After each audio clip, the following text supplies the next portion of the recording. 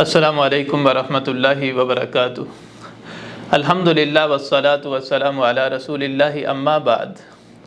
معزز ناظرین کرام، ہر مسلمان کا اس بات پر پختہ یقین ہے کہ رسول گرامی صلی اللہ علیہ وسلم اللہ تعالیٰ کے آخری نبی اور رسول ہیں۔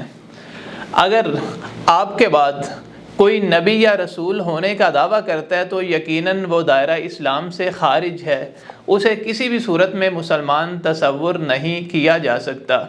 رب فرماتے ہیں سورۃ الاحزاب کے اندر، ما کان محمد ابا احد من رجالکم ولکن رسول اللہ و خاتم النبیین۔ اے مسلمانوں، رسول گرامی صلی اللہ علیہ وسلم تمہارے مردوں میں کسی ایک کے بھی باپ نہیں، لیکن وہ اللہ تعالیٰ کے رسول اور خاتم النبیین ہیں۔ اسی طرح رسول گرامی صلی اللہ علیہ وسلم نے ارشاد فرمایا، سنن ابو داود اور جامع ترمذی کی روایت ہے، آپ فرماتے ہیں انہ سیکون فی امتی 30 کذابون، ان قریب میری امت میں 30 ایسے جھوٹے، ایسے دجال اور مکار آئیں گے، کلہم یزعم انہ نبی وانا خاتم النبیین لا نبی بعدی۔ ہر کسی کا خیال یہ ہوگا کہ وہ نبی ہے، لیکن یاد رکھنا میں آخری نبی ہوں، میرے بعد کوئی نبی نہیں آئے گا۔ اسی طرح نبی علیہ السلام نے حجۃ الوداع کے موقع پہ فرمایا، اے لوگو، میں آخری نبی ہوں اور تم آخری امت ہو۔ ناظرین اکرام، یاد رکھیے گا، قرآن مجید کی 100 آیات، 200 سے زائد احادیث مبارکہ رسول گرامی صلی اللہ علیہ وسلم کی ختم نبوت پر دلالت کرتی ہیں۔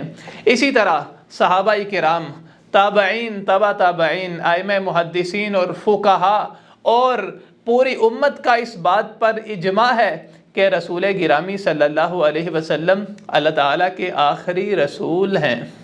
تو یاد رکھیے گا، جھوٹے نبوت کے دعوے داروں کا جو سلسلہ ہے وہ رسول گرامی صلی اللہ علیہ وسلم کی حیات طیبہ سے ہی شروع ہو گیا تھا۔ آپ کے دور کے اندر ہی یمن کے رہنے والے اسود انسی نے نبوت کا دعویٰ کیا، جو کہ ایک جھوٹا فراڈیا اور جادوگر تھا جسے فیروز دیلمی نے قتل کیا۔ دوسری طرف مسیلمہ کذاب، جس نے نبی علیہ السلام یعنی آپ کی زندگی کے اندر نبوت کا دعویٰ کیا، جو انتہائی جھوٹا مکار لیکن بہت بڑا سردار اور ایک اثر و رسوخ والا آدمی تھا۔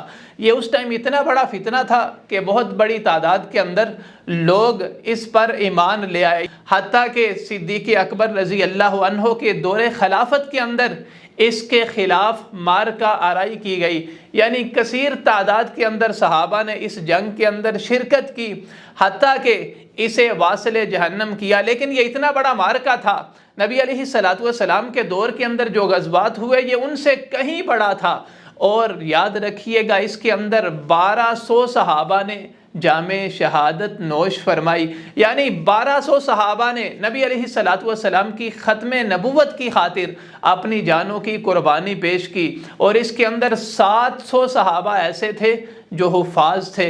دوسری طرف 27,000 لوگ جو منکرین ختم نبوت تھے انہیں واصل جہنم کیا گیا۔ اور یاد رکھیے گا، مرزا غلام احمد قادیانی کا دعوی نبوت یہ بھی اسی سلسلے کی ایک کڑی ہے۔